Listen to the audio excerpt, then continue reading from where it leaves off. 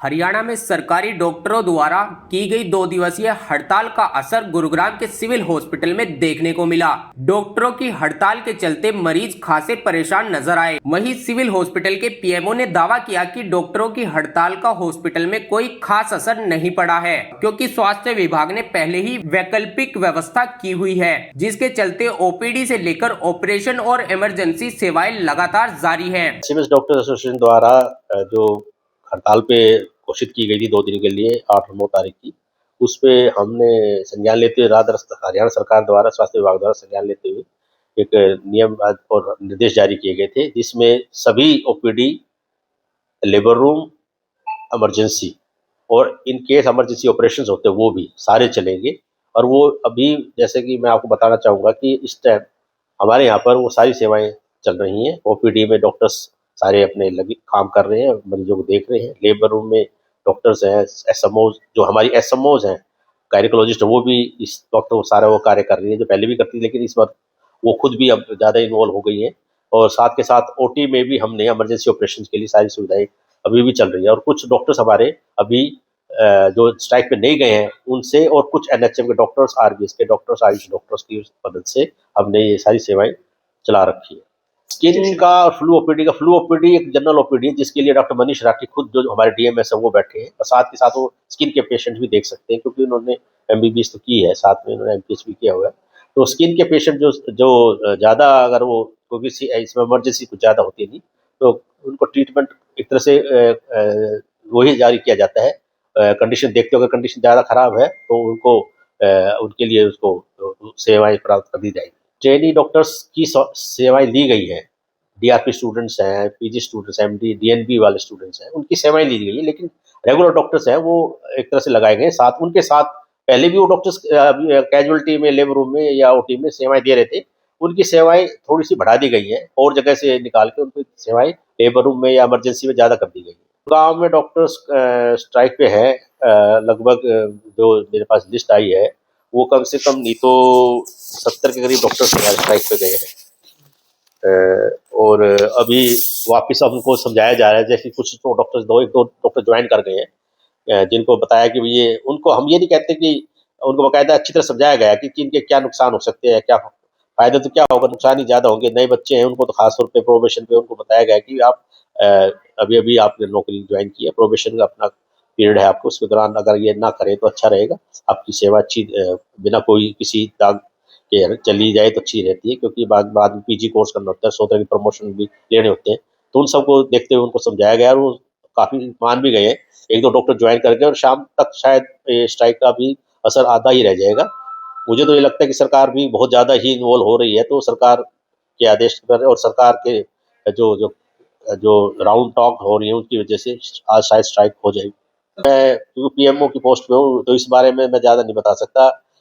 लेकिन हाँ, स्ट्राइक पे सीएमओ मैडम से क्योंकि बात हुई थी और रोज़ होती है, तो उस चक्कर में ये उसमें भी मैं बताना चाहता, सब पीएससी पे डॉक्टर्स लगा दिए गए। आयुष के doctor, CHO doctor community health officer होते हैं, उनकी ड्यूटी लगा दी गई है। पीएससी के डॉक्टर्स को एक को छोड़कर बाकी वो सारी जगह सीएससी पे लगा दिया गया है, जैसे उन्होंने बताया। नाम बताइए। तुलसी। क्या करवाने आए सिविल? मेरे को यहाँ माथा में ऐसे होता है, छाती में, कलेजी में दर्द होता है, तो हम अल्ट्रासाउंड वगैरह जो बोलेंगे वो करवाऊंगी। पूरे प्रदेश में डॉक्टर 2 दिन की हड़ताल पे है, क्या इसके बारे में नहीं जानकारी थी, नहीं कोई नहीं बताया, न्यूज में भी नहीं आया है। से खड़े यहाँ पे बोलते रहे 9 बजे से 10 बज गए। 10 बज गए। हाँ जी। तो कितनी परेशानी हो रही है आपको? परेशानी यही है कि आगे वाले आगे बढ़ेंगे जब भी तो हम जाएंगे अंदर। अच्छा, आपके पीछे सीढ़ियों तक लाइन लग गई? हाँ, लाइन बहुत बड़ी है। तो क्या लगता है इलाज हो पाएगा डॉक्टर की जैसे? मुझे तो यही नहीं लग रहा कि हड़ताल है तो क्या हो जाएगा, नहीं हो पाएगा, और लोग परेशान होके धक्का खा के जाएंगे घर, क्या करेंगे? तो प्रशासन से क्या अपील करते हैं? प्रशासन से यही है कि भाई बूढ़ बुजुर्ग जो लोग समस्या से खराब है, उनको देखना वालना उनका हक बनता है, क्यों नहीं बनता बताइए? अब ऐसे करें, डॉक्टर नहीं, हमारा इलाज कैसे होगा? इसके बारे में जब आपको कार्ड बना के दिया, बताया नहीं गया? नहीं बताया सर, किसी ने नहीं बताया। किसी ने नहीं बताया? नहीं, कार्ड बना के दे दिया? हाँ, खाली एक चीज के लिए बताया, एलर्जी वाले डॉक्टर नहीं है आज। वहीं हॉस्पिटल में इलाज के लिए पहुंचे मरीज खासे परेशान नजर आए। मरीजों की माने तो सुबह 8:30 बजे से लाइन में लगे हुए हैं, लेकिन उन्हें इलाज नहीं मिल पा रहा। ओपीडी में डॉक्टर नहीं है, पूछने पर बताया जा रहा है हड़ताल है। डॉक्टर कब आएंगे कहा नहीं जा सकता। पूछताछ काउंटर पर पता करने पर कहा जा रहा है कि वैकल्पिक व्यवस्था की जा रही है। सुबह से लाइन में लगे हुए हैं, उनकी सुनने वाला कोई नहीं। सर जी ललन पासवान। कहाँ से आए आप? हम तो गुड़गांव से ही आए हैं। किस चीज का इलाज कराने आए? सर जी आंखों को दिखाने आए थे।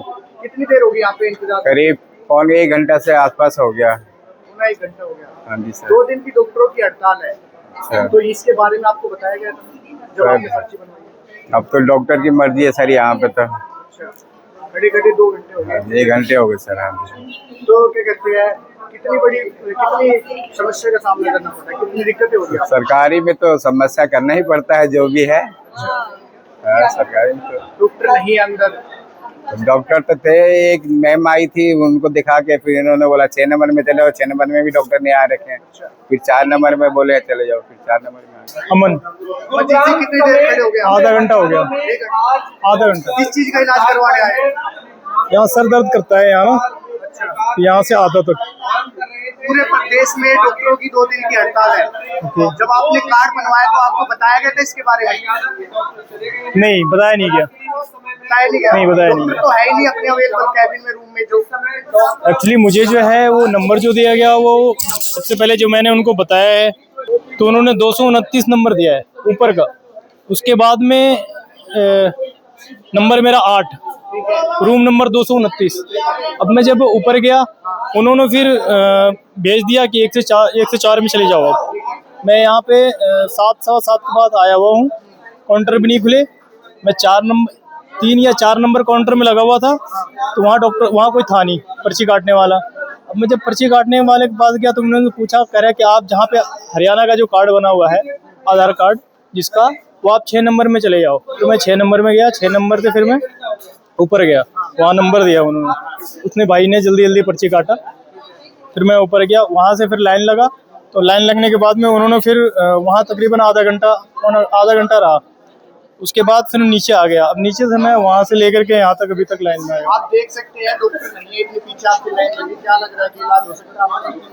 देखते हैं जी आगे। मेरा नाम पायल है। मैं खांसी की दवाई लेने आ रखी हूँ सुबह से 8:30 बजे से लाइन में।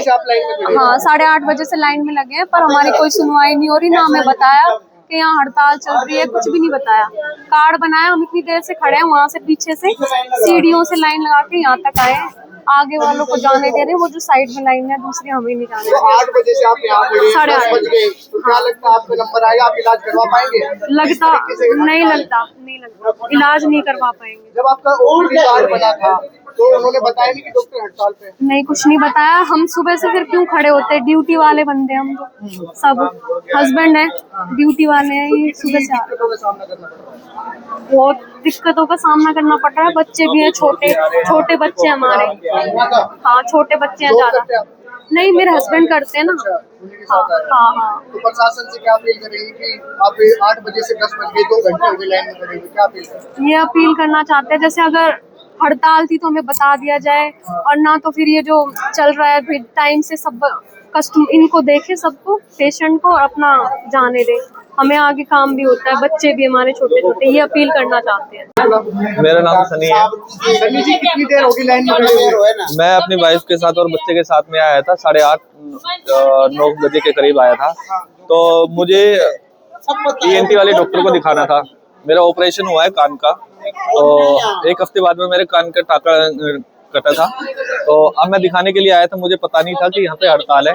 तो उस चीज में मुझे बहुत दिक्कत आ रही है। मैं कल से अपनी जॉब स्टार्ट कर चुका हूँ और मुझे काम भी करना है, अपना घर परिवार भी चलाना है। बताई गई है, मुझे नहीं पता था इस बारे में। तो उन्होंने आपको इन्फॉर्म नहीं किया कि नहीं, मुझे किसी ने कोई इन्फॉर्म नहीं किया, कोई कॉल नहीं आया, कुछ नहीं बताया हमें। अब मैं बहुत परेशान हो रहा हूँ कि मैं अपने बच्चों को दिखाऊं या अपने आप को दिखाऊं या अपना काम करूं। तो प्रशासन को क्या अपील करना चाहिए कि कितनी बड़ी विफलता? ये सिस्टम बहुत खराब चल रहा है। अगर ऐसी बात थी तो पहले बताना चाहिए था हमें, जो परेशानी ना हो। ये पेशेंट इतने सारे आ रहे हैं, ये कहाँ जाए? आपके पीछे सीढ़ियों तक लाइन बन गई है, तो ये कहीं ना कहीं विफलता है प्रशासन की। बहुत ज्यादा सिस्टम खराब है। है।